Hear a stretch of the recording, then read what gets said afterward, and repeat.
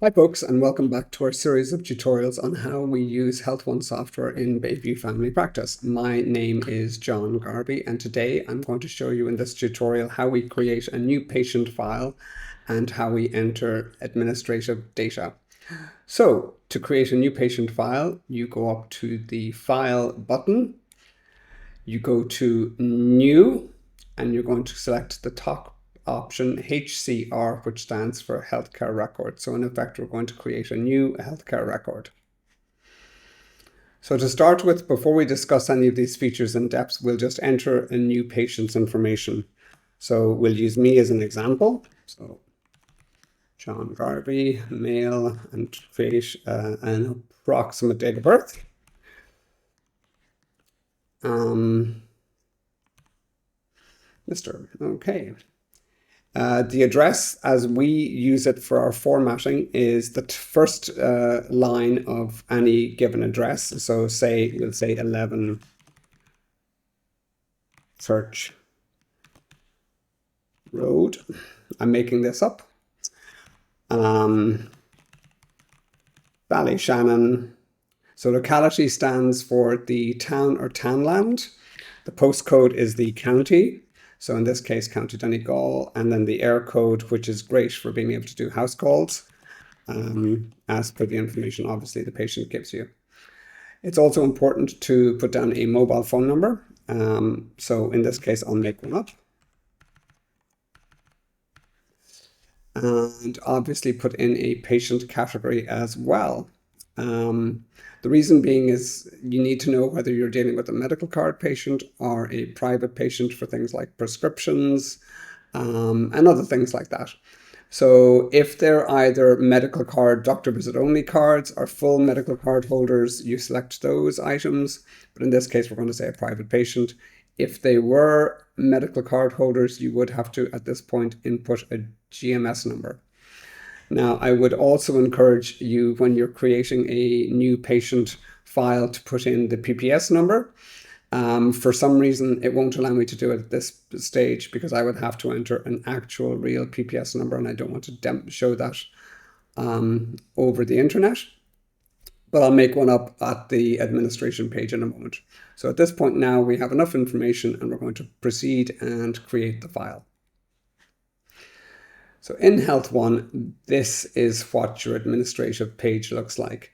It's under the administrative chapter in your list of transactions, and it will always be at the very top. It will show you who's created it, when it was created. So let's talk a bit about the items that are here. So for example, the surname and first name might seem easy, but let me just point out that they really should be what's on either a patient's passport or a patient's driving license. Not infrequently in Bayview, we've come across patients who've given us one name because it's what they're known as by their family, but in the hospital they've given a different name because the hospital often will look for ID. And that then means that when we're trying to download information in terms of either bloods or hospital letters in relation to this patient, there's a mismatch in Health One because it's got two different names and it can't make them match. So I would encourage people to make sure this information agrees with the patient's passport or driving license. If they want to be called something else when they're in the practice, that's when we use the item called preferred name.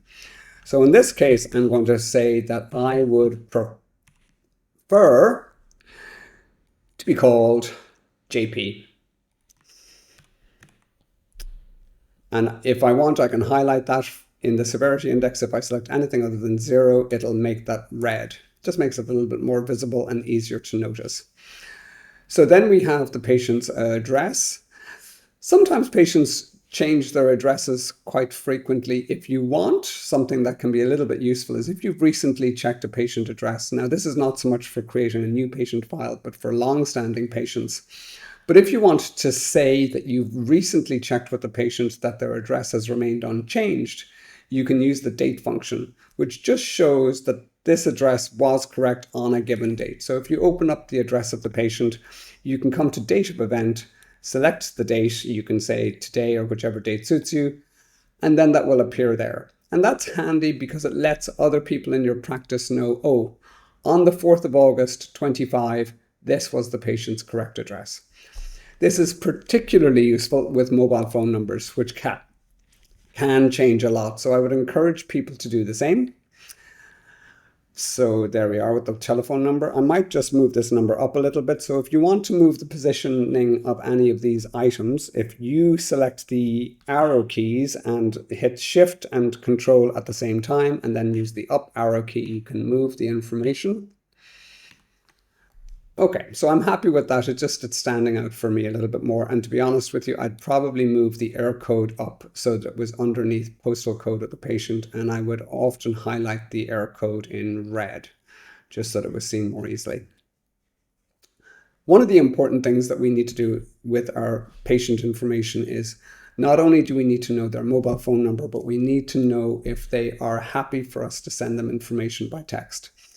We have a policy in Bayview Family Practice that if we take any bloods or any x-rays, that we will endeavour to notify the patient within about a week of us receiving the result, what the result is. Now, obviously, we're not going to send sensitive information over a text message to a patient, but we will send a message to the patient such as, John, your recent bloods were excellent. Many thanks, Dr. John Garvey. And that way the patient knows that the bloods, and they should be aware of which bloods, generally speaking, were checked, that they were looked at by a said doctor, and that the results were checked and the doctor is happy with them, or the doctor sends them a message, something is a little bit off, please make another appointment to come in, etc. So to record that permission, we use permission. So permission to use mobile phone number. And in this case, it's a simple yes or no. So again, just say yes. Again, very useful to make this obvious and to date it. Perfect. Again, we need PPS numbers for lots of governmental forms. We need PPS numbers if we're to send social welfare certificates to Department of Social Welfare. If we need to send sick certs to them, we need the PPS number. So in this case, I'm going to make up a PPS number. D. Okay, so we'll just put that there. Again, occupation can be useful if you want to know information about the patient. So we'll just say doctor. Marital status, again, can be useful. I find a particularly useful piece of information which I record is next of kin. And what I will often do this is I will either put in, say, the name of a spouse, or I will put in, or I'll put in, for example, parents' names.